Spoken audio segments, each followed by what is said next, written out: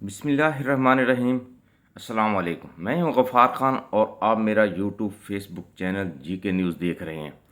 आज मैं आपको गुफ्तगू सुनाने जा रहा हूं शाह महमूद कुरैशी साहब की कि वो सैफ़र के मुतल्लिक़ क्या कहते हैं, उनको सैफ़र का कब पता चला और इमरान खान के साथ सैफ़र के हवाले से क्या गुफ्तगू हुई। सुनिए शाह महमूद कुरैशी की ज़बानी। देखिए, वो तो जब डॉक्यूमेंट जब फॉरेन सेक्रेटरी ने मुझे दिखाया और मैंने उसको जब पढ़ा तो उससे मुझे अंदाज़ा हुआ कि ये कितना हसास मामला है। और फिर मुनासिब यही बनता था कि मैं वज़ीर आज़म को एतमाद में लूँ और फिर वज़ीर आज़म को उसकी जो संगीन नौयत है उसके बारे में आगाह करूँ। और फिर वज़ीर आज़म ने न सिर्फ फॉरेन सेक्रेटरी के साथ बैठकर उससे कहा कि आप अपना पॉइंट ऑफ व्यू शेयर करें। उन्होंने जिसमें मैं भी था, प्राइम मिनिस्टर साहब भी थे, साबका प्राइम मिनिस्टर और उनके प्रिंसिपल सेक्रेटरी भी थे। उस डॉक्यूमेंट को पढ़कर फिर उसको मिनट किया गया कि जो ज़बानी कलामी गुफ्तगू हो रही है उसको एक बाकायदा रिकॉर्ड किया जाए, और वो किया गया फॉर पोस्टेरिटी और वो मुनासिब तरीका था। फिर कैबिनेट से शेयर किया गया और कैबिनेट में भी डिस्कस हुआ और कैबिनेट ने फिर इजाज़त दी कि उसको अगर वो चाहे तो डिक्लासिफाई भी कर सकते हैं अगर शेयर करना पड़े।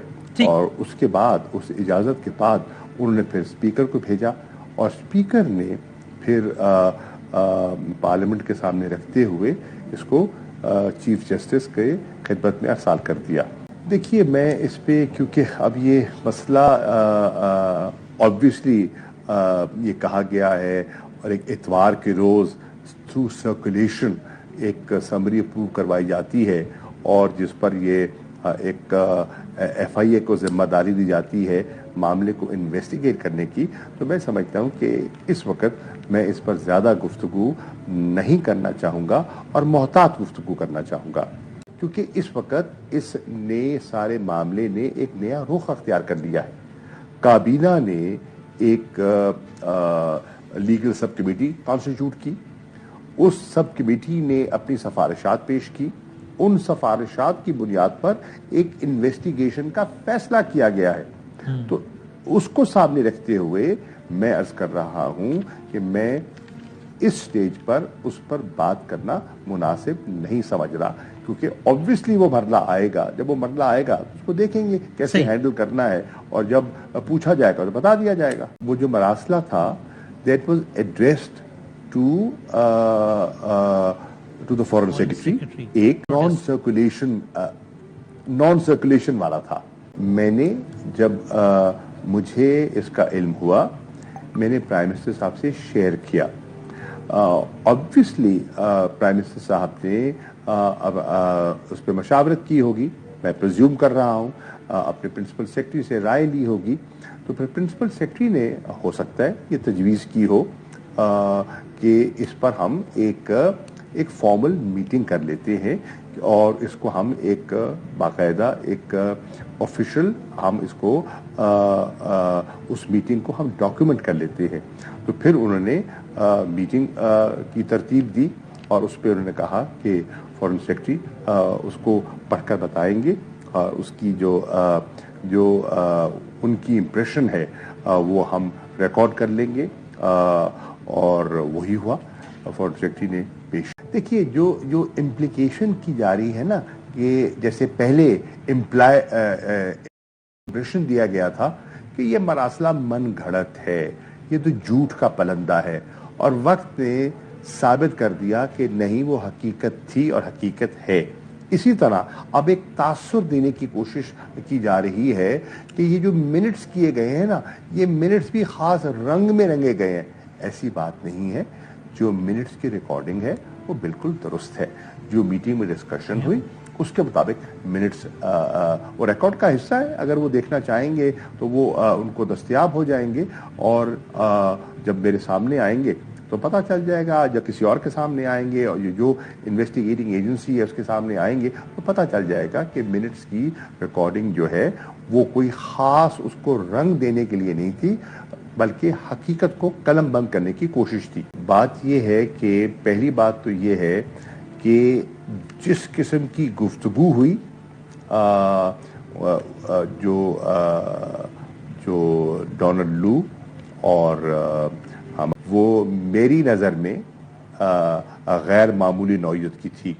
اور اس لیول کا آفیسر جب تک کہ اس کو ہائیسٹ لیول پہ کلیئرنس نہ ہو اس قسم کی گفتگو میرے تجربے کے مطابق کر نہیں سکتا. تو میں یہ پریزیوم کر رہا ہوں کہ انہیں ہائر اتھارٹی سے کلیئرنس لی ہوگی اور تب وہ گفتگو ہوئی. اور ان کے علم میں تھا کہ جو گفتگو وہ فرما رہے ہیں وہ منٹ ہو رہی ہے, وہ ریکارڈ ہو رہی ہے اور وہ آگے پاس آن ہوگی یا کی جا سکتی ہے. تو انہوں نے اس چیز کو سامنے رکھتے ہوئے, اور وہ ڈپلومیٹک نارم سے پوری طرح واقف ہیں, انہوں نے گفتگو فرمائی. میری نظر میں یہ غیر معمولی گفتگو تھی, حساس گفتگو تھی, ایک دھمکی تھی, ایک ہمارے اندرونی معاملات میں مداخلت کے زمرے میں آتی ہے. دیکھیے, اس وقت تحریک انصاف دیانتداری سے سمجھتی ہے کہ ملک کے حالات بگڑتے چلے جا رہے ہیں, سیاسی میدان میں اور معاشی لحاظ سے بگڑتے چلے جا رہے ہیں, اور پھر غیر معمولی نوعیت کے فیصلے ہو رہے ہیں, اور ان فیصلوں سے وہ جو ہمیں NRO2 کا خدشہ تھا وہ خدشہ اب حقیقت کا جو ہے وہ روپ دھار چکا ہے. آپ کے سامنے ہے. آپ کو یاد ہوگا کہ جب فیٹف کی لیجسلیشن پر ہمارے مذاکرات ہو رہے تھے تو ایک مسودہ ہمیں دیا گیا اور اس میں کیا تھا, قانون میں ترامیم کی جائیں. ہم نے نہیں مانا, لیکن بعد میں آپ نے دیکھا کہ آج یہ حکومت پہ آتے ہیں تو 27 کے قریب ترامیم کر دیتے ہیں, اور ان میں سے بیشتر ترامیم وہی ہیں جن کا انہوں نے تب تذکرہ کیا تھا. آپ نے دیکھا کہ آج ایک پورے کیس کے چلنے کے بعد مریم صاحبہ کی کنوکشن نااہلی کے ایک بہت بڑے فورم سے, highest forum of the country, اس کے فیصلے کے بعد اس فیصلے کو ایک نئے انداز میں پیش کیا جاتا ہے اور ان کو بری الذمہ اور ان کو باعزت بری کر دیا جاتا ہے, جس سے کہ لوگ حیران ہیں, ششدر ہے ایسا ہو رہا ہے. آپ نے دیکھا کہ پھر آج ان کا جو پاسپورٹ ہے جو ان کو وہ بھی مل گیا. اب لوگ یہ بھی تاثر لے رہے ہیں کہ اگلا سٹیپ لوگوں کو دکھائی دیتا ہے کہ وہ شاید بار بھی عنقریب چلی جائیں. کہ یہ جو سفر ہے اس کا آغاز مراسلے سے ہوا اور لگتا ہے اختتام NRO2